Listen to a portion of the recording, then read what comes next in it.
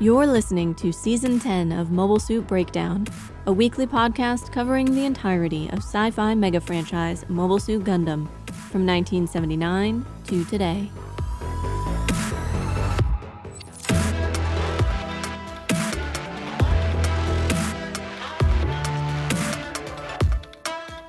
This is episode 10.31, Shakti's Big Adventure, and we're your hosts. I'm Tom, and at my age, I'm just looking for the right teenager or teenagers to inherit all my podcasting equipment and continue my mission in the wake of my inevitable heroic sacrifice. And I'm Nina, new to Victory Gundam, and maybe Kill 'Em All Tomino is just gradually inuring me to the deaths of major characters. Mobile Suit Breakdown is made possible by our clever and astute paying subscribers. Thank you all, and special thanks to our newest patrons. Come on, listeners, a whole week with no new patrons? Well, I have crafted a little jingle to encourage more of you to join. We want to keep this podcast ad-free, so we need your support to keep us Genki. Y'all don't understand what a personal sacrifice it is for me to sing on mic for you. Putting myself out there, being bad at stuff. I think this represents important growth. You should sing every week. This week we're covering Victory Episode 31, Motorad Hashin, or Launch the Motorad. The episode was written by Okeya Akira and storyboarded by Nishimori Akira.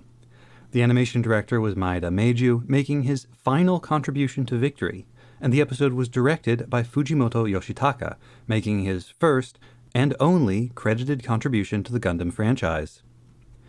Fujimoto has had a pretty prolific career since doing this one episode for Victory, including as chief director on a bevy of cute girl-focused projects like Cyber Team in Akihabara, All-Purpose Cultural Cat Girl Nuku Nuku, Girls High, Tactical Roar, and Koi Koi 7, as well as a bunch of pornographic OVAs from the early 2000s, like La Blue Girl.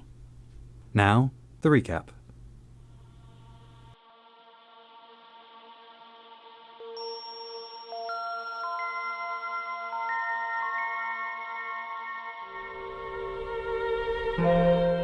The League prepares for their return to the battlefield. Odello and Tomash, training to become mobile suit pilots under Oliver's watchful eye, use their gun blasters to carry crates of supplies from the League's secret lunar base back to the Lean Horse Jr., where it lies in hiding. Shakti finds herself at loose ends, with nothing she can do to help out. Or at least, nothing that she wants to do. To Susie's surprise, tasks like laundry and shopping for food, the fundamental necessities of life, no longer seem worthwhile to the young princess. So, when a message arrives that the infamous Motorad fleet, under the command of Chronicle Asher himself, is about to leave for Earth, Shakti races off to confront her uncle. Perhaps she can use her position as Princess of Zanskar to beg for mercy for the Earth.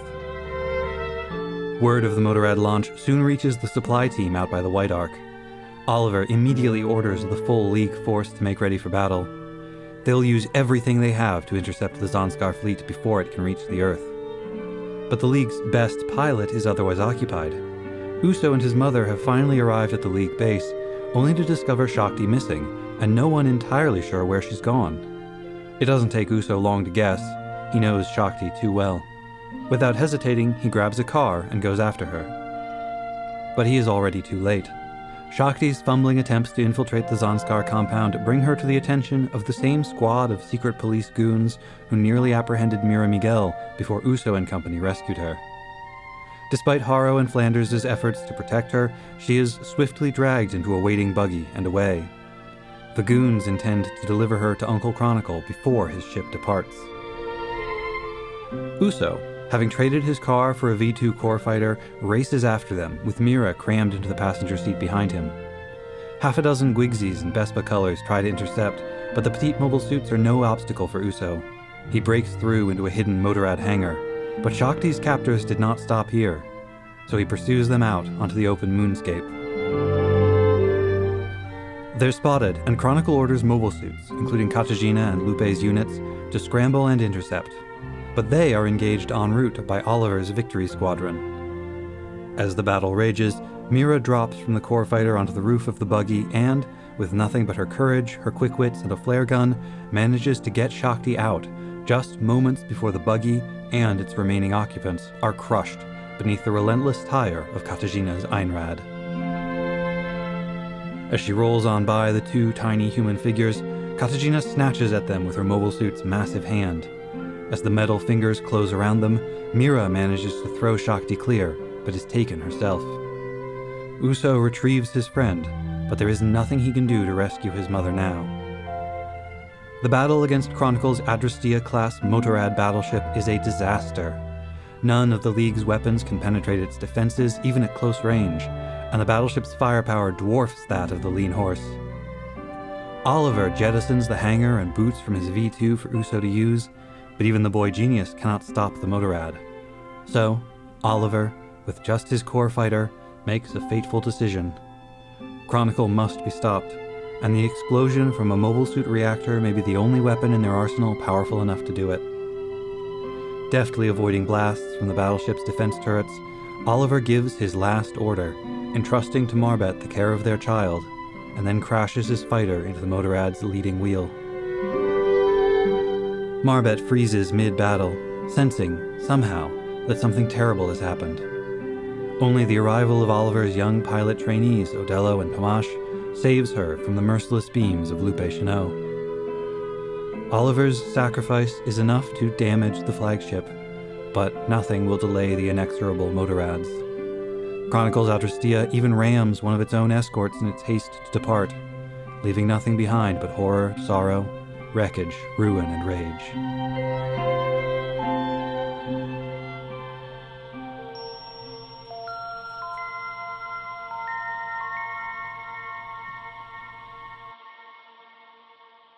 You finally got me. All of these deaths in Victory, and this is the one I finally cared about. Damn you, Tomino. I don't even like Oliver that much.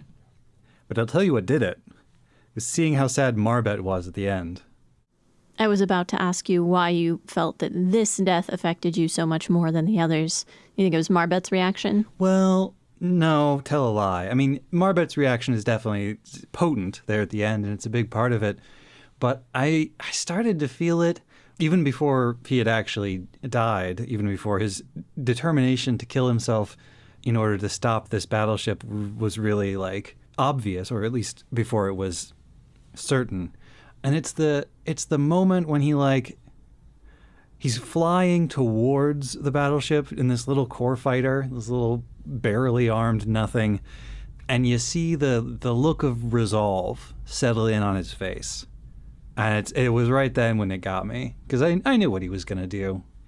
And something about seeing that act of self-sacrifice, that willingness to lay down his life to protect all of these kids and countless unknown peoples on Earth. And the willingness to entrust the future to others, to give them his best and do what he can to set them up, and then say, Marbet, Odello, Tomash, Uso, I'm counting on you. A big part of it is simply that we've known Oliver for longer. We have a greater sense of him and of his importance to these people, that he matters to them. And part of it is certainly that the episode signals from fairly early that he is going to die, and that we experience this long period of anticipation ahead of that happening. For me, I almost hate to say this, but I felt much more moved by Marbet's grief than by Oliver's death. I don't think there's anything wrong with that. Well, it feels a little bit like, meh, Oliver, whatever. Poor Marbet. Poor Marbet. But they're of a piece. They're of a kind. I mean, you don't know Oliver. Neither do I. No, none of us know him. He's fundamentally unknowable. He's like ink on celluloid. He's a voice actor recording in a booth. No one has really died, right? But Marbet is sad. And I know Marbet is as unreal as Oliver is. And yet her emotions touch us that much more. No, I get it. It's all part of the way you tell this story in fiction, because Marbet's grief tells us that Oliver's death was sad. Why we should care, basically. Exactly. All of these characters sadness, not even just Marbet, Connie and Yuka and poor Odello and Tomasz and Uso. One aspect of Oliver's character that stood out to me from almost the moment he's introduced, and that always registered extremely favorably with me, is that he doesn't seem to have any ego about the fact that he is a pilot also. His job is to support and enable other people. He has never hesitated to give Uso more firepower when he has it and Uso doesn't. Because he knows Uso is a better pilot than him, and that's fine. I think that's why it doesn't sting when he tells Odello early in the episode, like, you may not be as good as Uso, but you're learning quickly. To another person or from another person, that could be an insult. That could really, like, get under somebody's skin. But from Oliver to Odello, it's just like one B-grade pilot to another. Like, yeah, neither one of us is the protagonist, and that's okay. We can still do something. We can still pilot the mobile suit. We can still fight. And then there were two things about the moment of death itself, the crash. One, as you talked about self-sacrifice, he is a tiny person in a relatively tiny core fighter throwing itself at a giant tire. But that imagery calls to mind the metaphor of people throwing themselves into the gears of a machine to stop it. Mm-hmm. Or very real experiences in history of people, like, standing in the way of tanks. That phrasing, though, about people throwing themselves into the gears, that's from an author or famous saying or something? I can look it up. It doesn't ring any bells for me. Oh, okay. Just assume you know everything. I mean, that's fair. I appreciate it. All right, so after some brief research, Nina is right. It is a famous saying from a famous speech. It's from the activist Mario Savio during a student occupation of a university building in Berkeley in the 1960s as part of a student movement for free speech on campus related to the civil rights and Vietnam War protests that were going on at the time. During the occupation, Mario gave a speech in which he said, "There is a time when the operation of the machine becomes so odious, makes you so sick at heart, that you can't take part. You can't even passively take part. And you've got to put your bodies upon the gears and upon the wheels, upon the levers, upon all the apparatus, and you've got to make it stop. And you've got to indicate to the people who run it, to the people who own it, that unless you're free, the machine will be prevented from working at all." So that was my first thought. And my second thought is, isn't it reminiscent of Camille when he slams into Sirocco with the core fighter? And before him, Ryu Jose. Yeah. It is the last resort in times of absolute desperation. The kamikaze crash. If the episode has one serious flaw, I think it is that they do not adequately convey to us why the Motorad fleet is such a huge threat that it has to be stopped here at any cost. Yeah, I found it a bit clumsy that they mention the infamous Motorad fleet. How can it be infamous? It's barely existed for weeks. Right. And, like, we still don't know what Zanskar is doing down on Earth. Like, what is the point of their occupation? So we have no idea what the consequences of the Motorad fleet getting to Earth will be, except that everyone in the Ligue Militaire keeps saying it'll be catastrophic, that they absolutely have to stop them here no matter what. If you don't accept that premise, then the ending of the episode, Oliver's death, is going to feel pretty pointless. I mean, we know that they had planned on shooting a giant, horrible laser cannon at the Earth previously. So potentially everyone just assumes it's going to be more mass destruction, that is the purpose of the fleet. Mm-hmm. But it's not made all that clear. And the opportunities in which they could have made it clearer, they don't. Chronicle talking to these like spies in the city of St. Joseph never mentions that he has to leave in a hurry for XYZ operation. Later on his own bridge, when he's, I guess, angry because Shakti hasn't arrived yet and he was told that she'd been captured and he's, oh, what, did we not actually capture her? Was that a lie? His orders seem to indicate that they're not going to wait. Mm-hmm. That whatever has happened, he can't wait for them to bring Shakti to him. He needs to leave now. That would have been a great opportunity to explain why the urgency. Instead, they do this little dance about like, oh, most of the pilots are on this ship. Does that mean they haven't left yet? No, actually, some of them have left. I don't know. Those lines could have been better spent, I think. They don't really serve to give us any additional clarity about what's happening. And it is perhaps some of the other things that are made very clear about Vespa and Zanskar in this episode that are meant to show us that regardless of their specific plan, it cannot be good. Because they're just a bunch of mean, low-down, nasty varmints. I mean, someone who would hit a Haro and a dog. Right. Just randomly pulls out a gun in the middle of this bar and then brutalizes both Haro and Flanders. Then, in 2 separate occasions, they just drive over one of their own vehicles. Yeah, they just destroy their own units. Katajina acts angry at the guys in question that, well, clearly they shouldn't have been driving there, and it's their own fault I just killed them. See, Katajina, like everyone in Zanskar, believes in bigger tire supremacy. Whoever has the biggest tire has the right of way. And then later, Connie and Yuka are horrified to see the largest of the ships that are part of the fleet, the flagship, I assume, just ram straight through a much smaller ship of their own. Yeah, it just crashes right into one of their escorts. And the callousness of it, that they seem to have not just no regard for the life of any of their enemies or the neutral parties, but that they don't seem to have any regard for their own soldiers or citizens either. Well, first of all, why does the flagship, the largest of all ships, not simply eat the others? Second, Katajina gets at this in her line to Uso when she's like, you gorillas addicted to your individuality, addicted to your egos, are no longer strong enough to hold us back. Trapped in individualism. Right. I think the word she's using also translates as egoism. And that's, egoism is like a thing Tomino likes to harp on, so I assume that's kind of what she's going at here. It's funny how the people with these rants, though, never want to subject themselves to anyone else's group-oriented thinking.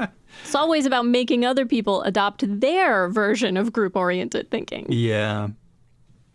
And when you are thinking in terms of the group, especially when you get all ideological with it, when you think about the grandeur of the Zanskar Empire or the holy pure light of Mariaism, when you start thinking in those terms, it gets really easy to just crush a bunch of your own mans, like who their lives are immaterial compared to the scale of the important thing that I'm fighting for.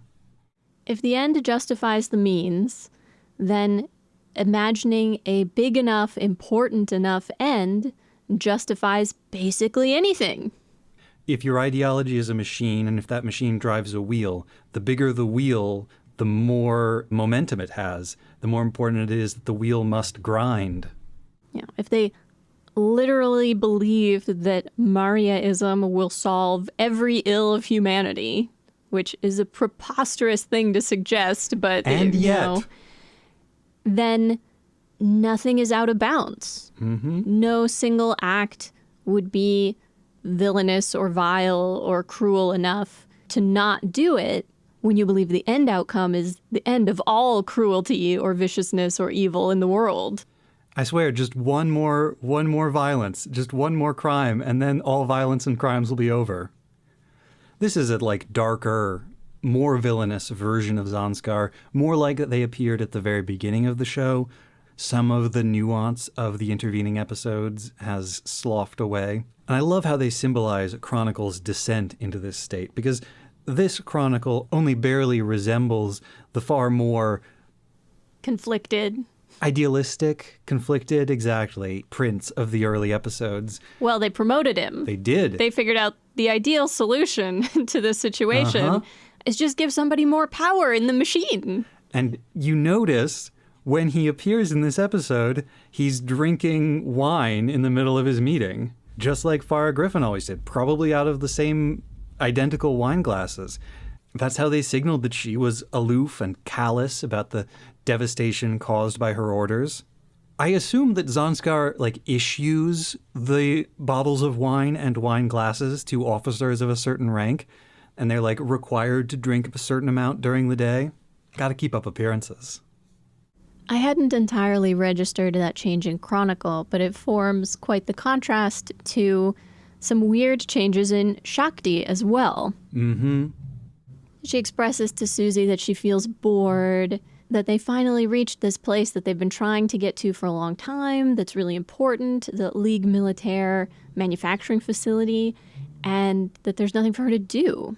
Which is odd because Shakti previously, not even that long ago, 2 or 3 episodes ago, was expressing horror that the other young people were participating in the fighting at all, including Suzy.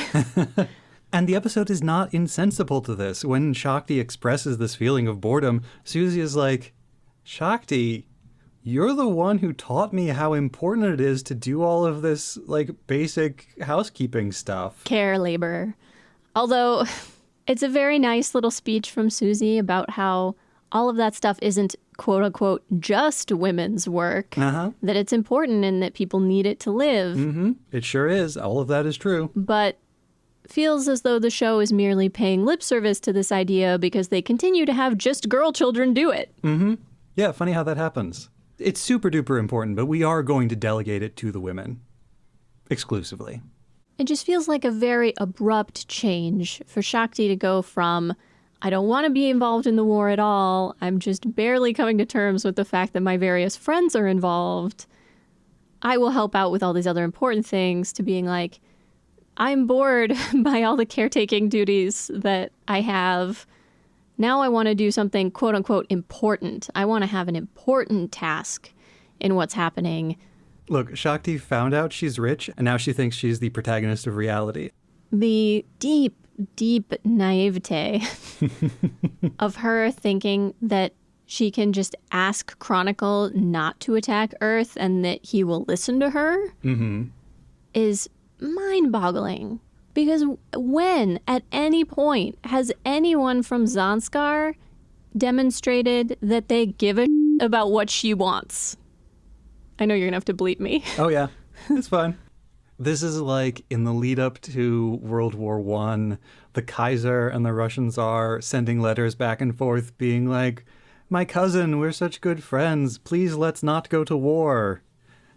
Meanwhile, their respective governments are barreling towards war with each other. I think about this every time I read about the intermarriage of various royal houses of Europe and Queen Victoria's children spread across the continent. And all of this intermarriage was supposed to prevent war. It was supposed to make diplomacy easier and prevent conflict.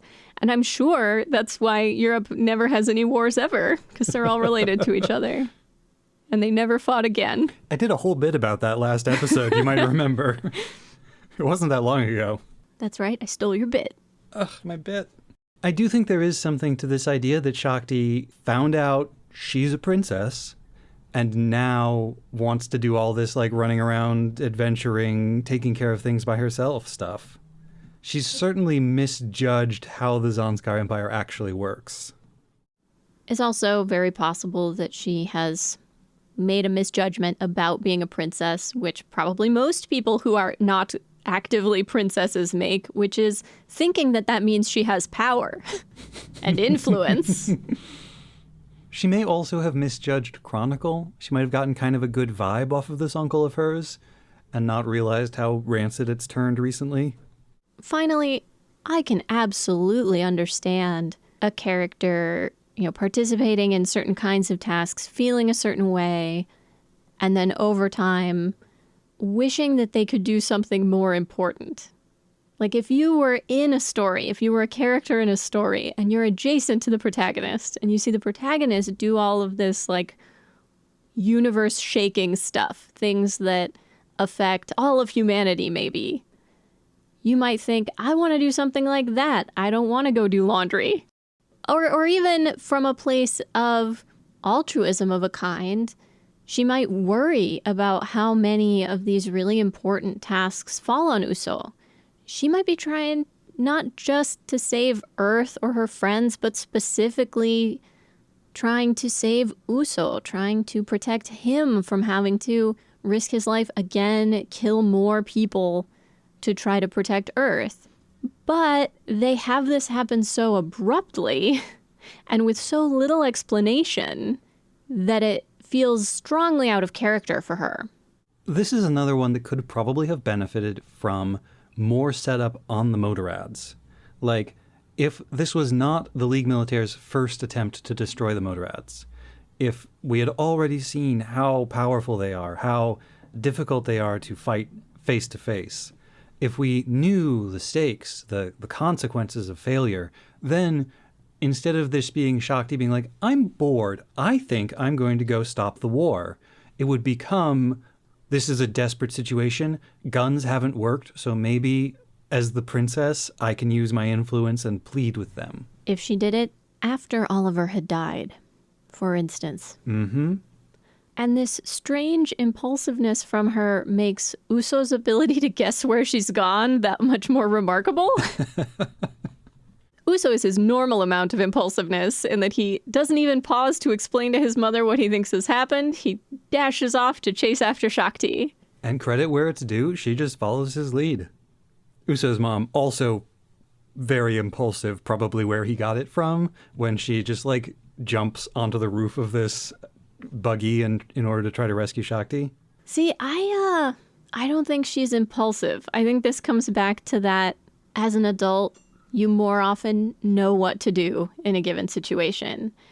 There are a lot of examples of parenthood in this episode and a lot of comments about kids and about raising kids and parenting, both explicit and more subtle.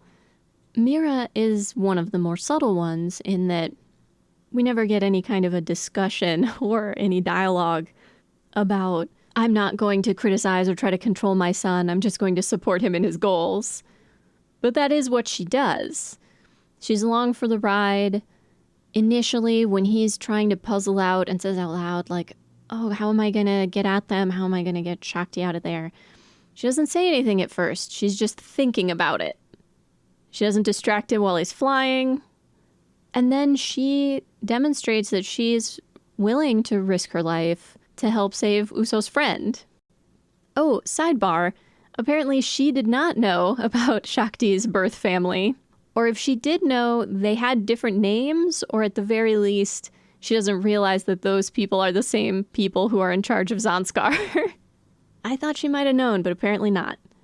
But yeah, for her to jump from a moving core fighter onto a moving buggy, infiltrate it by herself when she knows she's outnumbered, and then leap from the back of the buggy with Shakti, and then throw Shakti clear when Katajina grabs for them. Just like an incredibly brave woman. Clearly not her first rodeo. This is at least her third rodeo. That's the other part of it that felt thought out to me. Even though things happen quickly, it didn't feel impulsive because she's so calm about it. She's very like matter of fact and businesslike about all of this. But I don't think that's planning. I think that's the like, she's got the skills. She's got the skills to improvise on the fly. Well, she didn't know any of this was going to be happening. There's a difference between acting quickly and acting impulsively. I don't think you have to have spent weeks planning something to make it not impulsive. At this point, I think we're just quibbling over the definitions. Quite possibly. I just keep going back to the scene really early on when Uso remembers getting hurt playing outside or working on something outside, and his mother telling him he needs to like think of it more before he does things so that this doesn't happen. Anyway. Uso with some extremely impressive tunnel flying. Oh, yeah. Whenever you're watching anime from like the 80s or 90s, especially the late 80s, early 90s, and you see that really simple, easy to draw, repeating texture for a wall, like they do with the tunnel, where it's just like generic concrete slabs. So it's just a grid, Or they do it again later when they're flying through the canyon and it's very simplified rock formations. You know you're about to get the good animation because they have drawn that very simply so that they can animate something moving through it really fast. And that definitely plays out in this episode. There's some great core fighter flying, some great moments of really kinetic animation in the fights. I also liked, I think this is a new innovation for the V2 core fighter.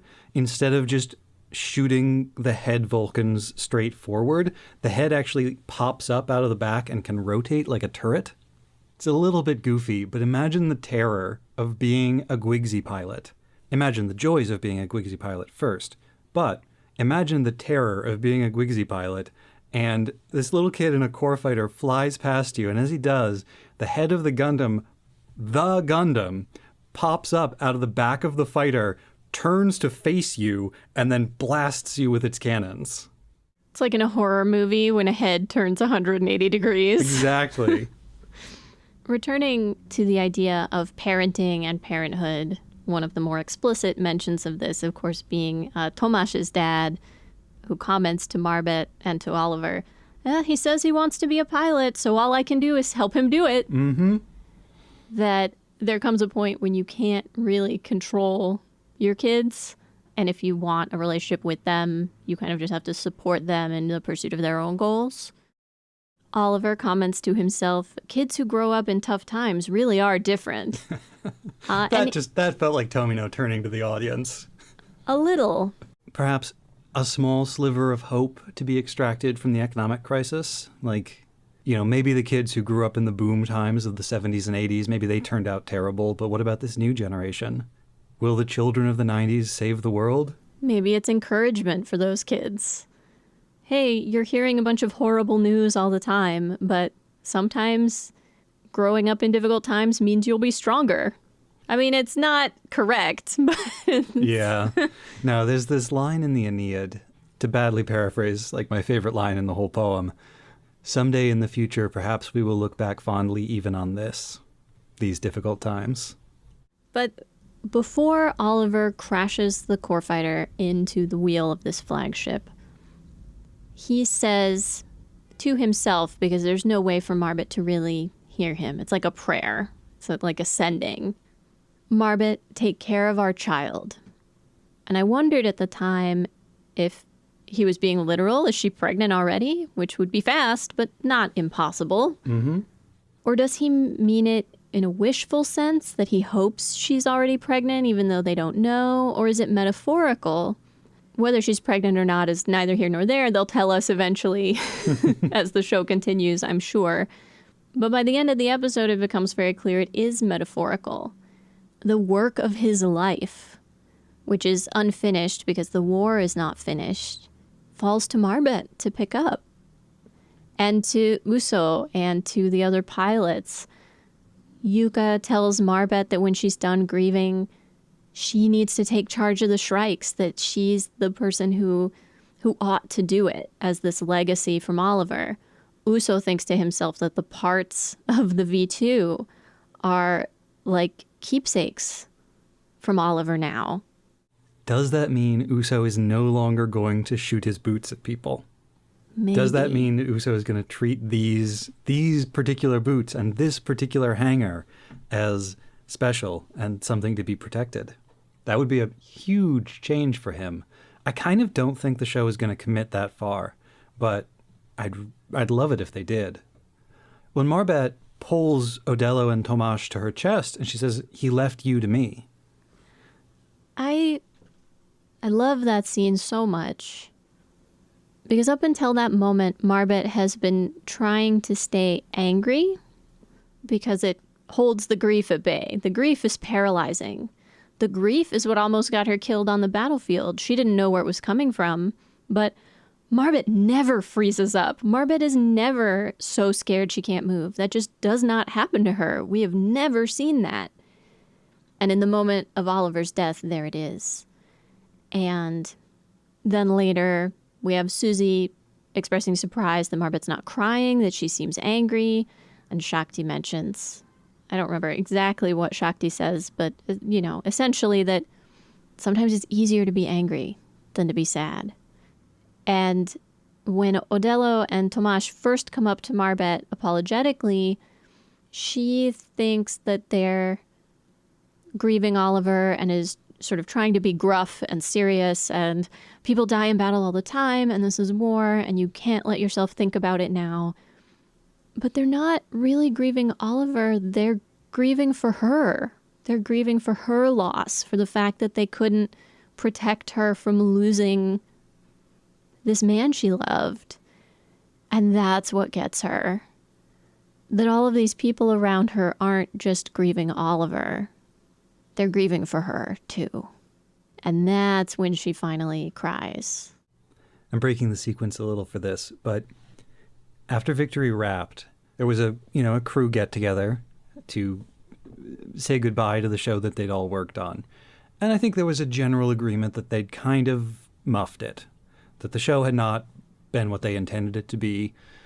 And during this get-together, some people from the photography department, I might have told this story before, but some of the people from the photography department, the people who actually shoot the cells onto film, they came up to Tomino and they apologized for mistakes they had made in some particular episode or something like that. And Tomino says it was this was what broke him. It was these younger, junior people coming up to him and apologizing for something that from his perspective was his fault. He should have been paying more attention. He should have supervised them better. He should have caught those mistakes and had them redo it. But he was distracted and depressed and didn't have time or whatever it was, and he wasn't doing his job to the level that he thought he ought to be. And as a result, these other people's mistakes were slipping through, and they ended up blaming themselves for a failure that he felt like belonged to him. That would be a really good place to end it. Yeah, but I don't it would. But I don't want to end on such a dreary note, and I do have one kind of funny thing to point out. There are brief mentions a couple of times of a place called Neo Cartagena on the moon. Maybe this is just going to wind up in the outtakes. I love that you say that the Spanish way, by the way. Well, Cartagena. I'm married to you, babe. The name is very funny because... Does Cartagena already mean new place? Cartagena comes from the Latin Carthago Nova. Ha! Which means New Carthage. Carthage comes from the Phoenician Kart Hadasht, I think is how it's at least is how it's written. Don't quote me on Phoenician pronunciation. But it also means new city. The new city. Exactly. I feel like Tomino-led projects need a character like Katagina who can just say weird stuff, just putting the themes right out there in the open. Not necessarily the themes that were obvious to anybody else. That's why they need to have a character saying the thing, so that the character can be like, hey, did you notice these themes? Maybe check them out sometime. Consider how they might relate to other things going on in this episode. For example, how Oliver's self-sacrifice refutes Katagina's accusations about individualism. So obviously, Lupe, Katagina, both horrible, terrible, hate them. Yeah. But what if they kissed? To paraphrase from Jane Austen, hopefully they can be each other's mutual punishment. They seem to be well on their way. Yeah, love to see Katagina get smacked down by Lupe, even though Lupe is also terrible. Let them fight. Let them kiss.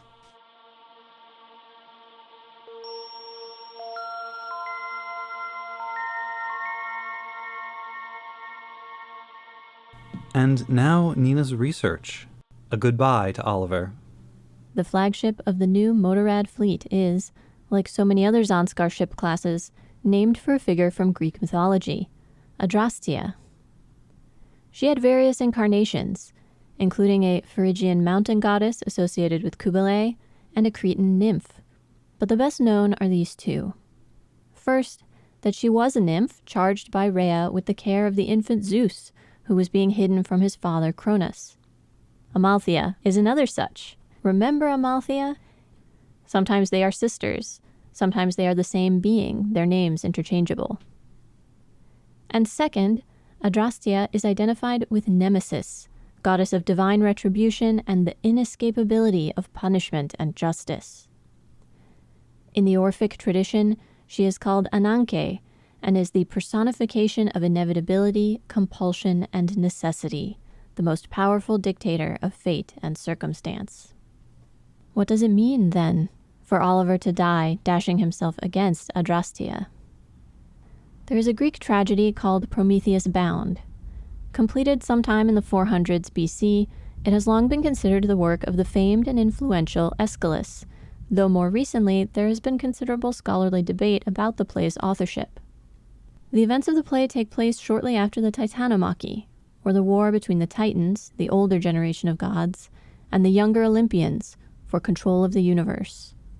Though, notably, the Titans Prometheus and his mother Themis take the side of the Olympians. After the Olympians have triumphed, Prometheus defies the will of Jove and gives fire to humankind, with fire representing all technology, the basis of all knowledge and learning, the core of civilization itself. And now the ephemerals possess the red-eyed fire, by which they shall be learned in many arts. Prometheus Bound begins with personifications of strength and force, accompanied by the god Vulcan, enacting the punishment ordained by Jove, chaining Prometheus to a tempest-riven precipice.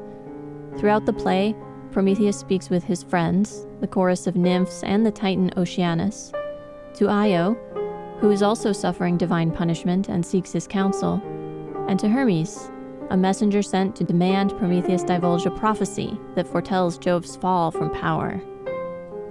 There are numerous translations of the play, many of them old enough to be in the public domain.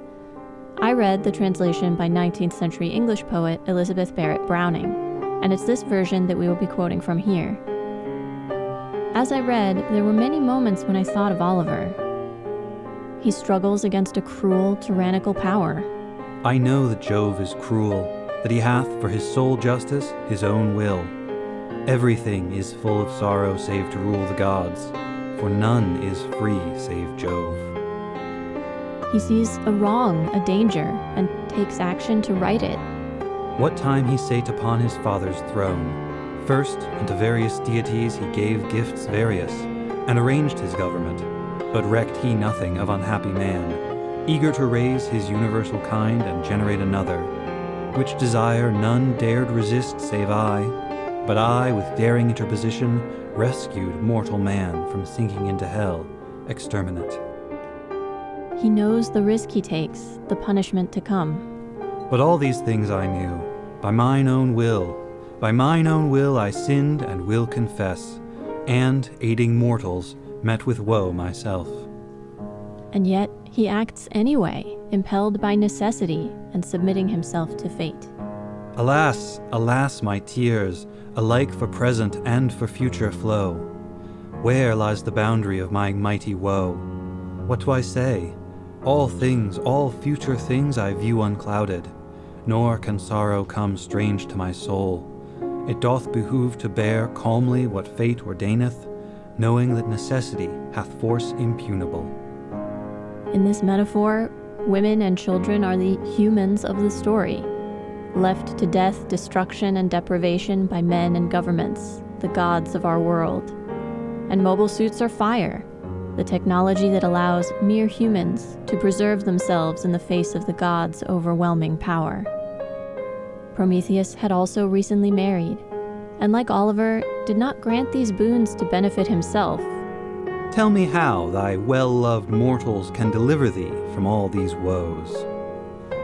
He knows he goes to his death and accepts a soldier's fate, believing his life a price worth paying. One man alone, he strikes a blow against an immense, powerful enemy, and so his last gift is his legacy.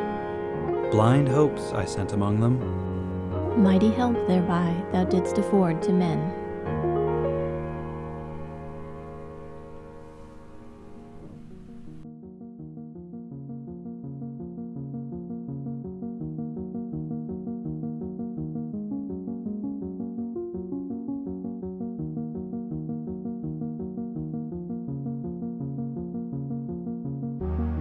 Next time on episode 10.32, The Snake and the Rat, we research and discuss Victory Gundam episode 32 and Guardian Angel, Avenging Angel. That's rad. One of them sneakity dragons. I can't quite explain it, but Pippi Niden is a Garma. Katajina's flat tire. Tragic. The worst guy you know has the coolest mobile suit. Pondering my orbs.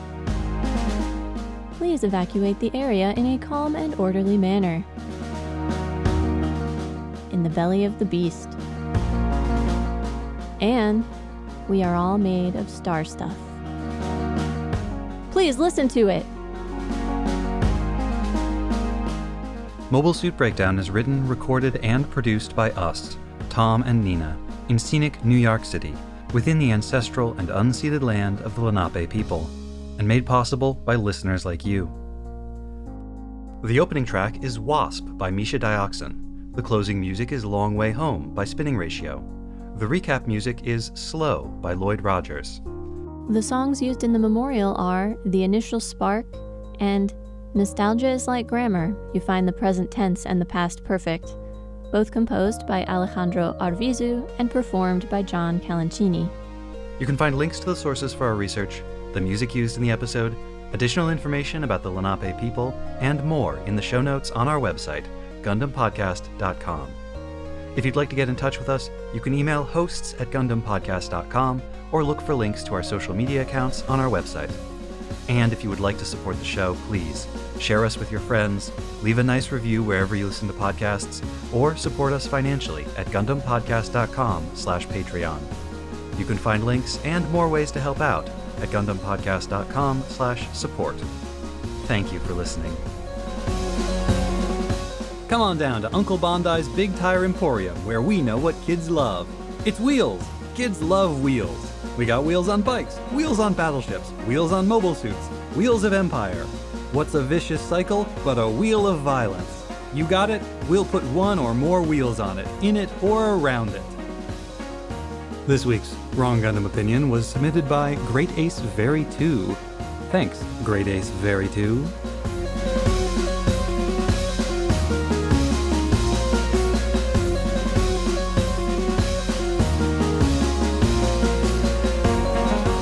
Insert cricket sound here.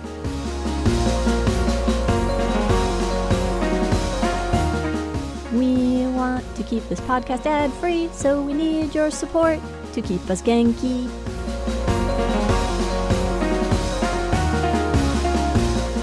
Hi, hello. If I pull you up here, will you sit still while I record? Because I can like sit her here.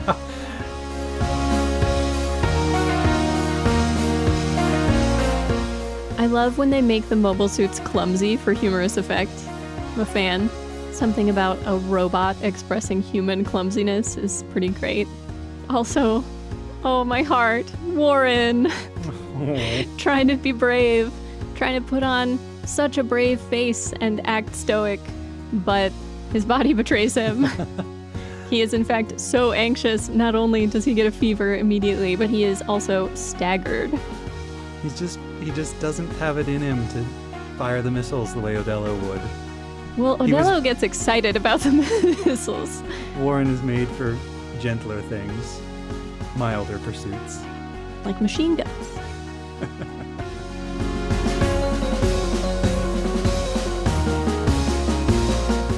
We'll use one of those endings.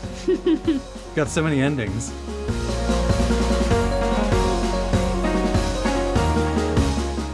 Weirder for me to say that. I guess it sounds weird for anybody to say that. Pondering my orbs.